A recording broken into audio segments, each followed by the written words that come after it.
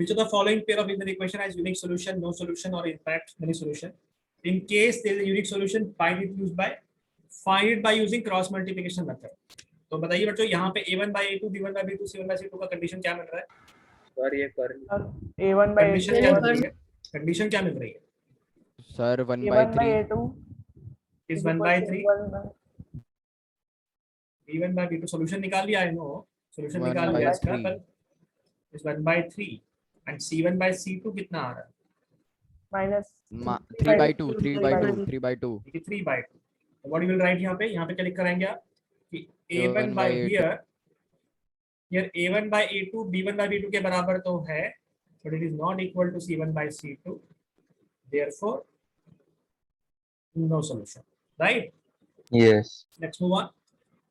Again same thing, आपको बोला है कि इसका चेक कीजिए और सॉल्यूशन आता है तो सॉल्व कीजिएगा, नहीं आता तो मत कीजिएगा. तो पहले एक काम करते हैं, पहले a1 by a2 निकाल लेते हैं. बताइए बेटा इस कंडीशन के अंदर और क्योंकि हम क्रॉस मल्टीप्लिकेशन कर रहे हैं तो स्टैंडर्ड फॉर्म में कन्वर्ट करने के बाद अगर हम प्रोसीड करें तो बहुत बेटर है. तो इसको मैं लिख दिया 2x plus y minus 5 equal to 0 and 3x plus 2y minus 8 equal to 0. बताइए बेटा यहाँ पे what is the value of a1 by a2? 2 by 3 2 by 3 what is the value of b1 by b2? 1 by 2 आगे निकालने की जरूरत ही नहीं है, आगे निकालने की जरूरत ही नहीं है, बिकॉज दोनों is नॉट not इक्वल आ equal चुके to हैं. हाँ सर तो आगे c1 की जरूरत नहीं है, तो here a1 by a2 is not equal to b1 by b2, therefore unique solution. याद आ रहा है ये कंडीशन हम पहले पढ़ चुके हैं.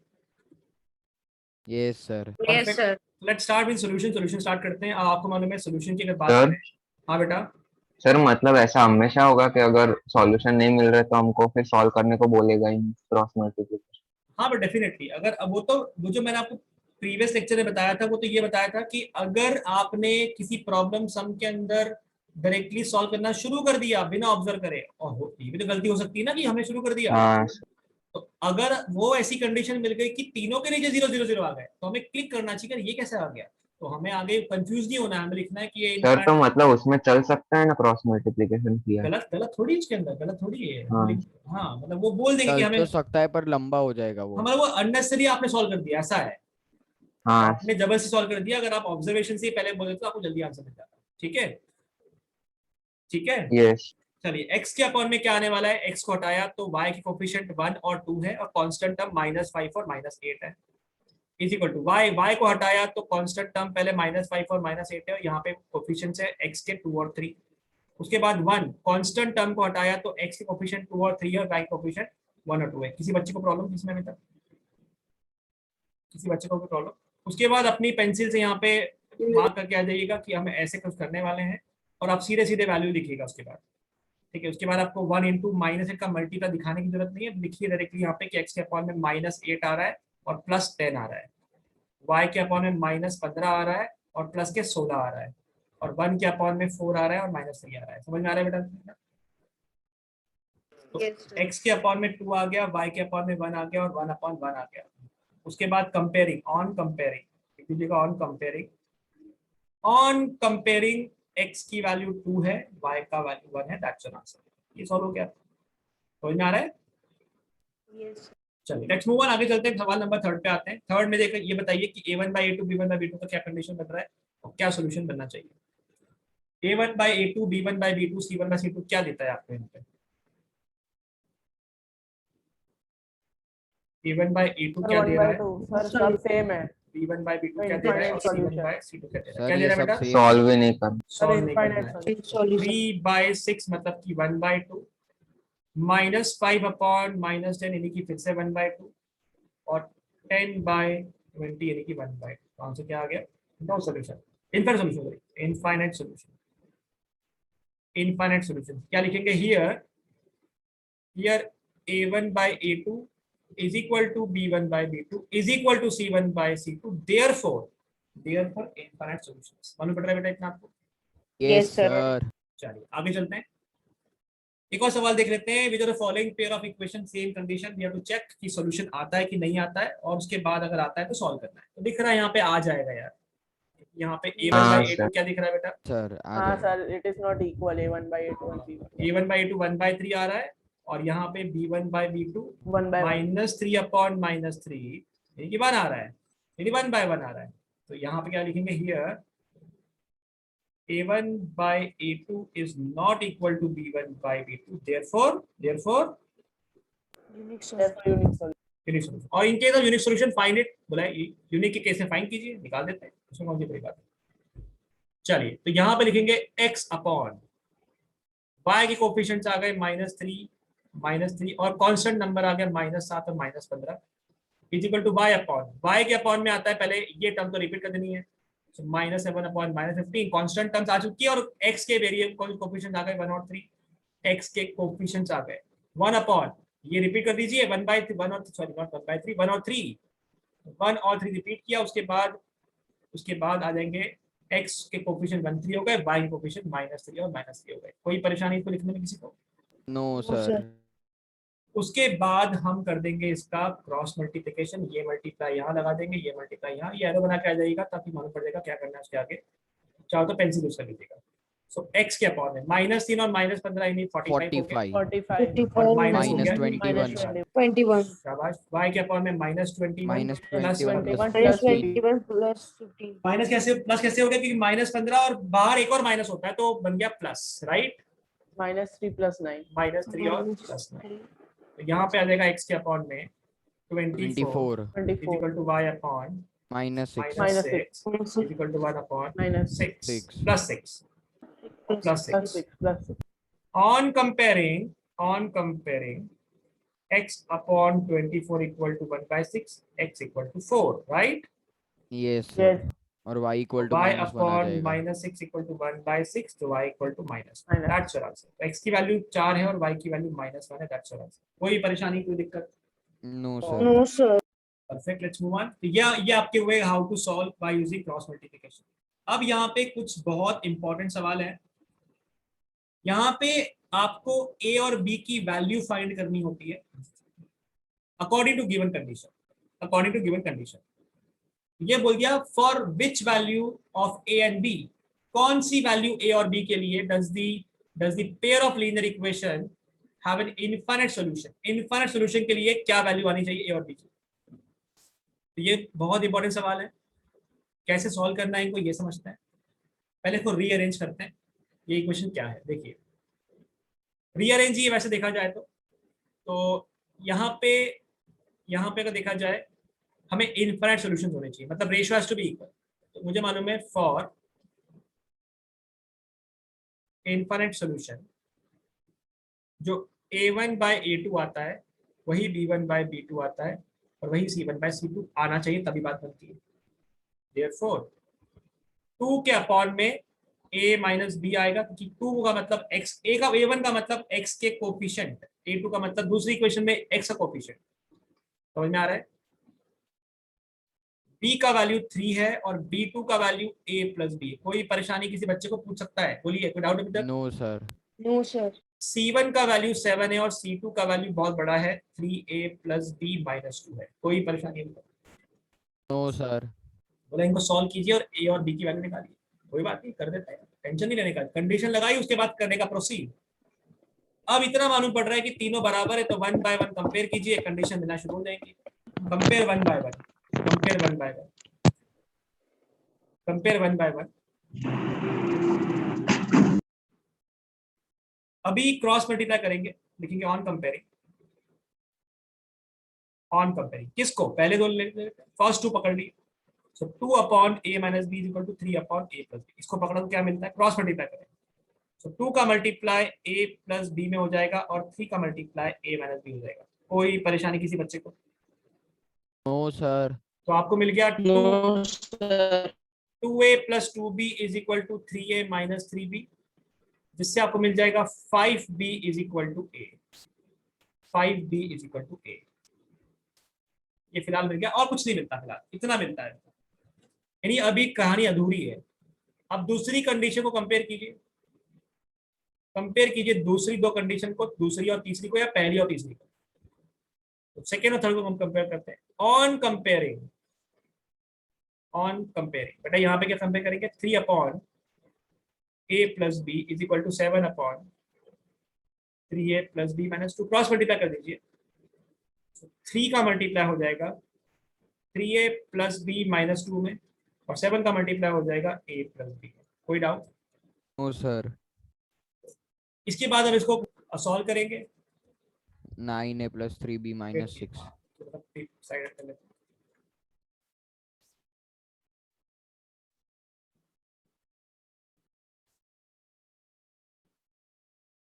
इसके बाद सॉल्व कर लेते हैं। सॉल्व करने से क्या मिल रहा है आपको बेटा? 9a plus 3b minus 6 is equal to 7a plus 7b मिल रहा है। Yes.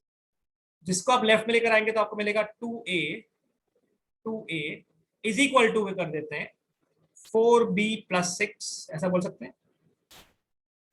यस तो हमें मिल रहा है, एक मिल रहा था 5b is equal to a, और एक मिल रहा है 2a is equal to 4b plus 6। ये मालूम पड़ रहा है बेटा आपको? यस क्या आप इनको सॉल्व कर सकते हो सब्स्टिट्यूशन से या Yes. किसी और तरीके से? Yes. यस तो लेट सब्स्टिट्यूट। इजी दिखता है।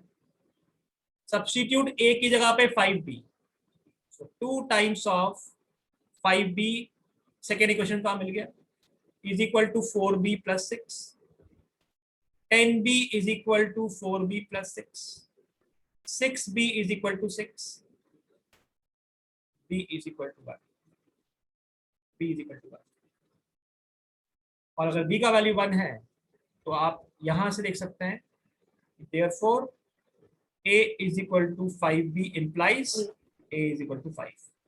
अगर इस इक्वेशन का इनफाइनाइट सॉल्यूशन बनाना है तो a का वैल्यू 5 डालो, b का वैल्यू 1 डालो, तभी बात बनेगी, बेटा नहीं बनती बात। मालूम पड़ रहा है बेटा आपको इतना? A very important question from exam point of view. ये उसके बाद वाला k वाला क्वेश्चन कैसे सॉल्व करना है वो समझेंगे अपन। रूल लगाना है और जो कंडीशन है सॉल्व कर देना है। तो ये पहला क्वेश्चन था आपका कि आपको ए और बी सर ढूंढना ये है। कितने मार्क में आए? बेटा ये क्वेश्चन अगर आपको आएगा ए और बी ढूंढने में तो 3 मार्क का आएगा, ओके है ना? कि आपको पहले कंडीशन लगानी है, कंडीशन लगा दी, उसके बाद आपको सॉल्व करना है, क्योंकि कंपेयर करके पहले इक्वेशन को फ्रेम किया, ये इक्वेशन बनाई, और बनाने के बाद हमने इसको सॉल्व किया, राइट? सर हाँ बेटा बोलो। सर मतलब जब कोएफिशिएंट्स में न्यूमेरिकल्स थे तब हम पहले उसको क्रॉस मतलब उसमें क्रॉस मल्टीप्लाई करके हम उसका जो नंबर देते थे वो निकालते थे, फिर उसके बाद कंपेयर करते थे। इसमें न्यूमर कोएफिशिएंट्स में डायरेक्ट वेरिएबल्स है तो हमें पहले ही कंपेयर करना चालू कर देना है। करेक्ट। वो तो सॉल्यूशन की मेथड थी, वो क्वेश्चन डिफरेंट था। जो पीछे कर आए हैं वो तो हमें कंपैरिजन करके आंसर निकालना था। यहाँ पे तुमको ऑलरेडी इक्वल दिया हुआ है, हमको यहाँ पे ये कंडीशन दूसरी लग रही है। सर मतलब वहाँ पे हम लोग इक्वल मान रहे थे, इधर पहले से इक्वल दिया हुआ है। बेटा यहाँ पे कंडीशन, ये क्वेश्चन अलग अलग है। ये कंडीशन सर, कहाँ से, वो ये इक्वल कहाँ से आए? क्योंकि आपको क्या कंडीशन लिखी थी कि इनफाइनाइट वाला कंडीशन लगाइए। ये तो मेथड ऑफ सॉल्विंग है, इसको इससे कंपेयर मत करो, ये अलग अलग चीज है। ये मेथड ऑफ सॉल्विंग है, सॉल्व करने का तरीका है, और ये तो नंबर ऑफ सॉल्यूशन पता करने का तरीका है। क्वेश्चन बिल्कुल अलग है, क्वेश्चन बदल चुका है, देखो दिख रहा है ना? ये क्वेश्चन नंबर 2 आ हाँ गया। यस इनफाइनाइट की कंडीशन लगा के हमको सॉल्व करना है इसको। मालूम पड़ रहा है? Infinite Yes. कंडीशन क्या होती है बेटा? a1 by a2 b1 by b2 c1 by c2 बराबर आने चाहिए। बराबर किया ना मैंने, उसके बाद मैंने वैल्यू पुट करके बारी बारी कंपेयर किया। पहले 1 और 2 कंपेयर किए और फिर 2 और 3 कंपेयर किए। सर सर आपने मतलब कि इसके लिए आपने कौन एक सी मिनट कंडीशन? एक मिनट आपने 2 और 3 कंपेयर क्यों किए? अरे आपका मन करता है कि सर मुझे 1 और 3 कंपेयर करना है, 1 और 3 कंपेयर कर लो। कोई 2 कंपेयर करने कहने का मतलब है। सर मतलब मोटिव यही है, ए और बी का वैल्यू निकालने का, हम लोग हाँ, कंपेयर मोटिव ये है। और अगर पहली स्टेप में मिल जाता तो काम खत्म हो जाता, लेकिन पहली स्टेप में इक्वेशंस मिल रही है ना, देखो दिख रहा है 5b इक्वल टू a आ रहा है। हो सकता है किसी किसी क्वेश्चन में यहीं पे आंसर मिल जाए, और मिलेगा आपको, ऐसा नहीं कि नहीं मिलेगा, मिलेगा। Is it okay? सर तो यहाँ Yes, पे sir. Infinite number of solutions वाला ही आएगा। डेफिनेटली अगर आप a और b की वैल्यू पुट करेंगे तो जो इक्वेशन बनेगी वो आपको इनफाइनाइट सॉल्यूशंस देगी। अभी चेक कर लेते हैं, डोंट वरी। यस सर मतलब ये क्वेश्चन में भी इनफाइनाइट नंबर ऑफ सॉल्यूशन वाली नंबर्स ही बताने होंगे ना, नो नहीं नहीं सॉल्यूशन वाले नहीं नहीं नहीं आएंगे? नहीं, क्यों नहीं आ सकते, क्यों नहीं आ सकते, क्यों नहीं आ सकते? हो सकता है, अभी चलते हैं आगे। इतना कॉपी किया सबने पहले? Yes, sir. चलो यहाँ पे क्वेश्चन लिख देते हैं, बिल्कुल सिंपल सा। ये राइट वाला पार्ट रख करता हूँ, जगह खाली करते हैं। ए का वैल्यू 5 आया, ये आप लेफ्ट में लिख सकते हैं इस चीज को। सबने कॉपी किया था ना? हाँ सर, हो गया था। एक एग्जांपल और देखते हैं। ऐसा बोल दिया फाइंड के, इफ इक्वेशन मतलब pair of equation has unique solution, unique solution अगर है तो के का वैल्यू क्या होगा बताइए। और सवाल दे दिया मैंने आपको कुछ इस टाइप से, मैंने बोल दिया 2x plus 3y is equal to 12 और फिर दे दिया 4x plus ky is equal to 21। बताइए के का वैल्यू क्या होगा किसके लिए, यूनिक के लिए। कंडीशन क्या होती है यूनिक की बताइए। A1 by A2 A1 by A2 does into not B1 equal by to B1 by तो लिखेंगे for unique solution, for unique solution A1 by A2 जो आता है वो B1 by B2 के बराबर नहीं आता है, तो ये लगा दीजिए और आपको आंसर मिल जाएगा तुरंत। 2/4 not equal to 3/k, 1/2 not equal to 3/k, बस बराबर नहीं आने चाहिए। अगर अगर आपने क्रॉस मल्टीप्लाई किया तो k नॉट इक्वल टू क्या मिलता है 6, नॉट इक्वल टू 6 के अलावा कुछ भी डाल देना, लेकिन 6 गलती से मत डाल देना, क्योंकि 6 अगर आप डाल दिया तो इस इक्वेशन का यूनिक सॉल्यूशन तो पक्का नहीं होगा। 6 मत डालना बस। क्या लिखेंगे, ऑल वैल्यूज आर पॉसिबल। कौन सी पॉसिबल, ऑल कौन सी value, all real numbers possible ऐसा बोल सकते हैं, all values are possible except K is equal to 6। K 6 को छोड़ दीजिए, बाकी कुछ भी डाल दीजिए, काम चल जाएगा। 6 मत डालना, क्योंकि तुमने 6 डाल दिया, देखो क्या मिल रहा है A1 by A2 B1 by B2 बराबर आएंगे, आगे पता नहीं क्या होना है वो सी डिसाइड करेगा, लेकिन यूनिक तो पक्का नहीं आए, मालूम पड़ रहा है। yes तो क्वेश्चन हमेशा इन्फिनिट पे होगा, जरूरी नहीं है ऐसा सर, क्वेश्चन। मतलब इनइक्वालिटी में भी वैसे ही सॉल्व करना है, सिंपल। इनइक्वालिटी में हाँ करेक्ट, इसे भी ऐसे सॉल्व करना है बिल्कुल। ओके ठीक है, अभी एक और क्वेश्चन एग्जाम यहाँ पे आपकी बुक का, वो भी करते हैं ट्राई। मालूम पड़ रहा है इतना बेटा आपको, समझ में आया आपको इतना। यस ये अगला सवाल है, फॉर विच वैल्यू ऑफ के सी कौन सी वैल्यू होनी चाहिए ताकि नो सोल्यूशन आए, ताकि नो सोल्यूशन आए। अच्छी बात है, ये बताइए फॉर नो सोल्यूशन क्या कंडीशन होती है। A1 by A2 A2 is equal to B1 by A1 B2 by is does not A2 equal is not equal to C1 by C2 बिल्कुल सही बात है। तो व्हाट इज A1 कितना है हमारा, 3 A1 A2 कितना है 2k minus 1 K minus 1. और उसके बाद B1 कितना है, B1 1 1. 1। दुबिल आपके ना बैकग्राउंड से बड़ा आवाज आ रहा है, आपके ना माइक में खर खर आवाज आती है बहुत सारी, थोड़ा थोड़ा चेक करो एक बार। 3/2 k minus 1, B1 का वैल्यू अपना 1 है, B2 का वैल्यू अपना कितना है बेटा k minus 1, और C1 का वैल्यू कितना है 1, और C2 का वैल्यू कितना है 2k प्लस। देखो ध्यान से, ये x के साथ में जो भी होगा वो A1 होगा, y के साथ जो भी होगा वो b होगा, अलग से कांस्टेंट होगी। कितना समझ पा रहे हैं आप। यस अब मुझे ये बताइए कि पहली दो कंडीशन बराबर, तीसरी बराबर नहीं होनी चाहिए। अब लिसन वेरी केयरफुली, बहुत ध्यान से देखना। कर दीजिए क्रॉस मल्टीप्लाई, ठीक है, फ्रॉम या ऑन कंपेयरिंग, सीधे ऑन कंपेयरिंग। ऑन कंपेयरिंग क्या, हमें क्या ढूंढना है, तो पहले तो कंपेयर कर लीजिए। ऑन कंपेयरिंग 3/2k minus 1 और 1/k minus 1 कंपेयर कर देते, क्रॉस मल्टीप्लाई किया, तो 3 टाइम्स ऑफ k minus 1 हो गया और इज इक्वल टू आ गया 2k minus 1। आपको मिल गया 3k minus 3 is equal to 2k minus 1, k is equal to क्या आ गया 2 आ गया। k का वैल्यू अगर 2 डालोगे ना, अगर आपने k का वैल्यू 2 डाला तो आपको इस इक्वेशन का नो सोल्यूशन मिलेगा, कोई सोल्यूशन एग्जिस्ट नहीं करेगा। k2 डाल के देख लीजिए आप, k2 डाल के देख लीजिए, मालूम पड़ रहा है। Yes, sir. एक और चीज, अगर हम इनको सॉल्व करते हैं, इतना क्लियर हुआ, पहले ये बताओ इतना मालूम पड़ रहा है। फर्स्ट टू कंपेयर किए बेटा, तो k का वैल्यू 2 आ गया, k2 डालना पड़ेगा, ये मालूम पड़ रहा है आपको। yes sir. यस कोई परेशानी इसमें। No.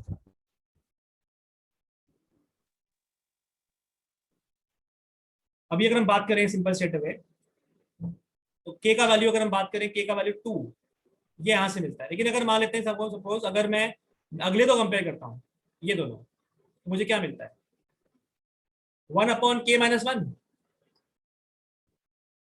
Is not equal to 1/2k+1, ये मिल रहा है। Yes sir. तो क्रॉस मल्टीप्लाई करो, क्या मिला, 2k+1 not equal to k-1, ये मालूम पड़ रहा है। यस तो बताइए k नॉट इक्वल टू क्या आ रहा है,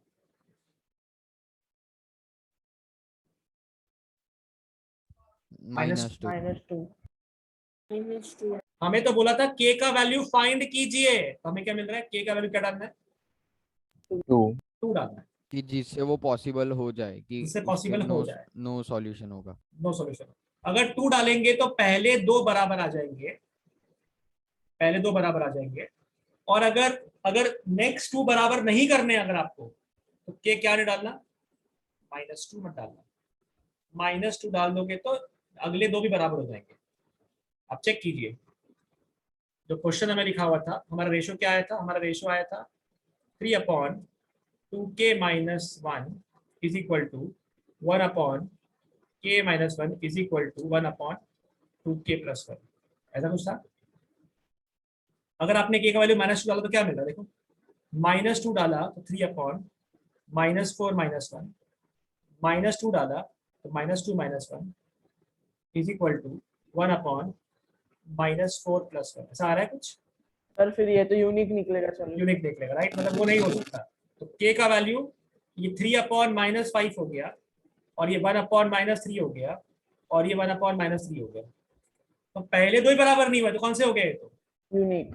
यूनिट। सवाल ये नहीं है कि क्या नहीं डालना है, सवाल ये कि क्या डालना है, तो आंसर क्या आया, 2।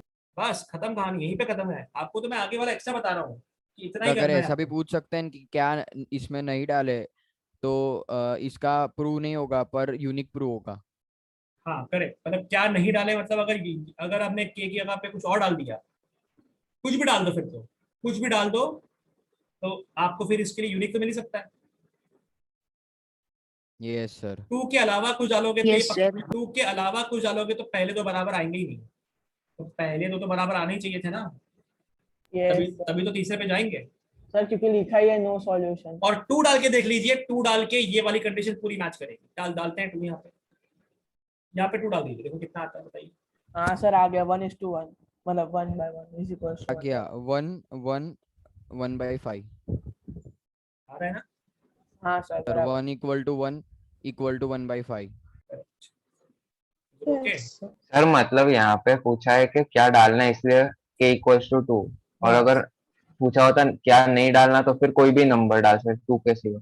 मतलब फिर ऐसा नहीं बोला है, फिर तो फिर कुछ और पूछता ना, ऐसे बोला होता find the value of k for with the equation of unique solution. Unique के लिए क्या होता है, ओके यूनिक के लिए कंडीशन अलग होता सर, है। तो उसमें k तो डज नॉट इक्वल्स टू -2 डाल सकते हैं मतलब। पर ऐसा नहीं ये पता नॉट, है। एक मिनट एक मिनट एक मिनट एक मिनट वेट करो।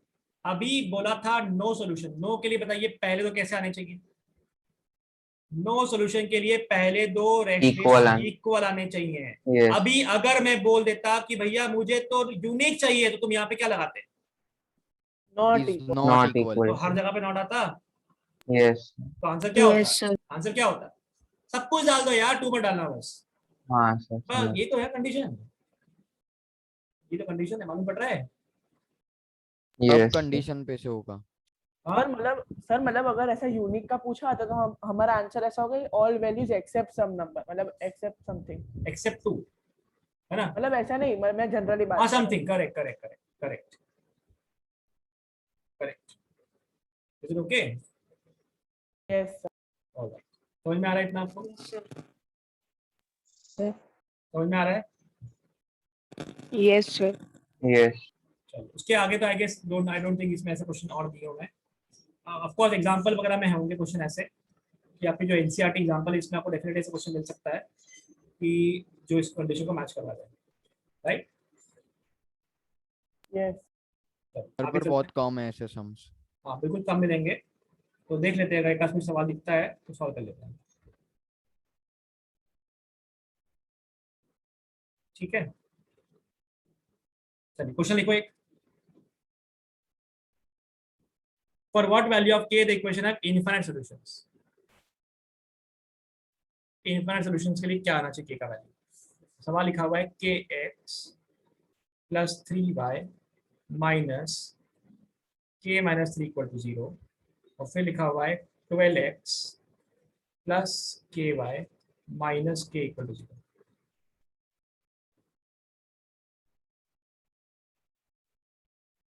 ट्राई करो। k इक्वल टू 6 आ रहा है सर, k इक्वल टू 6 मिल रहा है सर शायद शायद। चलो कंडीशन क्या होगी बेटा इनफिनिट के लिए? k by 12 is equals to 3 upon k is By equals to k. k minus 3 upon k. Is equal to minus minus cut हो गया, यानी k minus 3 upon k। Right बेटा, इतना मालूम पड़ रहा है? Yes. यस अब सुनना बहुत ध्यान से, बहुत ही इंपॉर्टेंट और बहुत ही इन डेप्थ क्वेश्चन है ये, जो आपको एक नया लर्निंग देने वाला है। आज जो क्लास में पढ़ा ना, इसका रिवीजन जरूर कर लेना, बिकॉज ये क्वेश्चन आपको बहुत इंपॉर्टेंट काम है, ठीक है। और ये बहुत इंपॉर्टेंट जो रहेंगे एग्जाम के हिसाब से रहेंगे, बिकॉज इसमें क्वेश्चन भी कम दिए और आपको यही क्वेश्चन में से पूछा जाएगा अगर आएगा तो। एक बार प्रैक्टिस जरूर कर लीजिएगा, ध्यान से देखिएगा। तो कंपेयरिंग करने में क्या मालूम पड़ा? ऑन कंपेयरिंग क्या मालूम पड़ा? मिल रहा है k square is equal to 36। तो k कितना आ गया? 6। नहीं, गलत, प्लस माइनस 6। यस हाँ मतलब सर, प्लस पहले दो बराबर करने के लिए दो नंबर चल सकते हैं। अरे पर उसमें ऐसा ना हो कि एक ही नंबर चलता हो अगले के लिए। समझ पा रहे हो इस चीज को? ये दोनों पहले को करने दो पड़ेंगे ना, k स्क्वायर पहले इज इक्वल टू दोनों करने पड़ेंगे। पहले दो के लिए k की वैल्यू दो पॉसिबल है भैया। अगर तुमने -6 डाल दिया तो भी बराबर आ रहा है, देखो, और तुमने 6 डाल दिया तो भी तो बराबर आ रहा है। इसलिए दूसरा भी करना पड़ेगा ना, इसलिए अगला भी चेक 3/k करना वाला। पड़ेगा, ऐसे अगला भी चेक करना पड़ेगा कौन सी लूं। दोनों के लिए थोड़ी तीनों के तीनों बराबर आ सकते हैं, शायद एक ही नंबर के लिए आएंगे। अभी फिलहाल दो मालूम पड़ा, बिकॉज k स्क्वायर 36 है, नहीं k का वैल्यू प्लस माइनस 6 है, मालूम पड़ रहा है इतना। यस सर यस तो अब क्या करेंगे? अब अगले दो के लिए k ढूंढ लेते हैं, क्या हो सकता है। From 3/k is equal to k माइ, इनको भी तो बराबर आना चाहिए। इनको बराबर लाने के लिए आप ध्यान से देखिए क्या मिल रहा है। इनको बराबर लाओगे तो आपको मिल रहा है, क्रॉस मल्टीप्लाई कीजिए, आपको मिलेगा 3k is equal to k square minus 3k। मिल रहा है? यस। तो यस सर क्या मिल गया आपको, बताइए। आपको मिल गया 6k k equals to square k square. Minus 6k is equal to 0 मिल रहा है। तो क्या मैं कह सकता हूँ k स्क्वायर माइनस 6k अगर 0 है तो k कॉमन निकाल लिया, तो k माइनस 6 इक्वल टू 0 मिल रहा है। k का वैल्यू यहाँ तो 0 होना चाहिए और k का वैल्यू 6 होना चाहिए।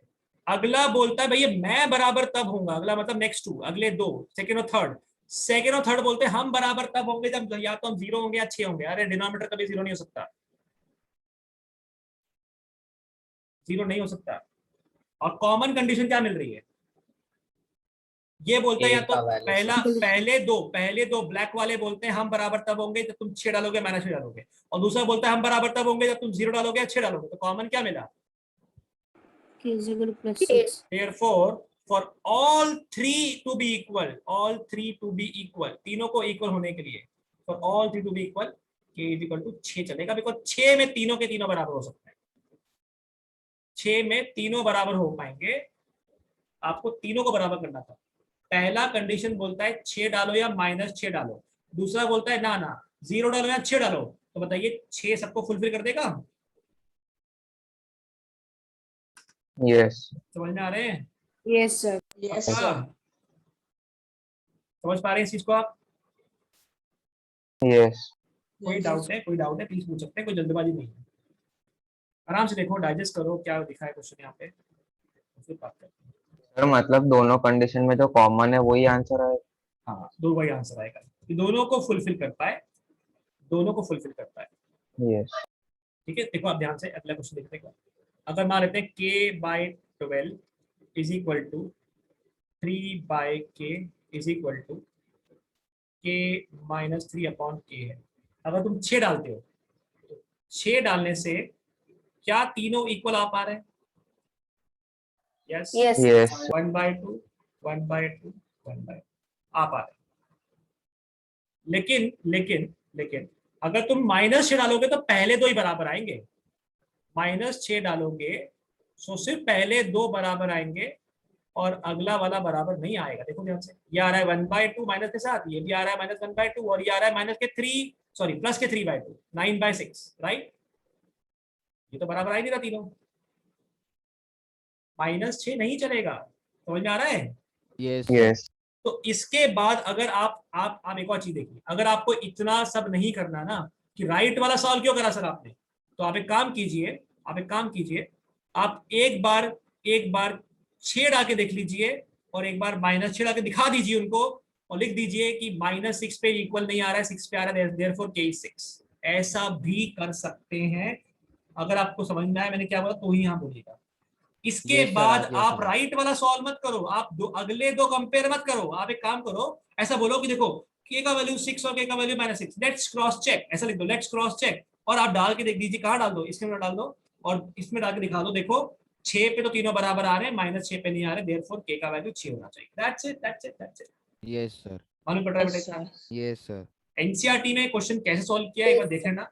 आपके एनसीईआरटी का एग्जांपल ही है ये, एनसीईआरटी का एग्जांपल ही है, चेक कर लेना एक बार। पर मैं बोलता हूँ इसके आगे अगर आपने -6 और 6 डाल के ये दिखा दिया कि देखो 6 पे आ रहा है -6 पे नहीं आ रहा है, तो भी गलत नहीं है। इसके आगे लिख देंगे therefore k = 6 is the answer. That's it, ऐसे करना है। Yes sir. मालूम पड़ रहा है बच्चा आपको इतना? सर ऐसा और एक समय बताऊं हाँ बताओ। Sir 2x + wait 3y। Wait wait wait wait, ये रब कर दूं, ये कर दूं बेटा। Yes sir. चलो बताओ। 2x 2x + 3y = 7।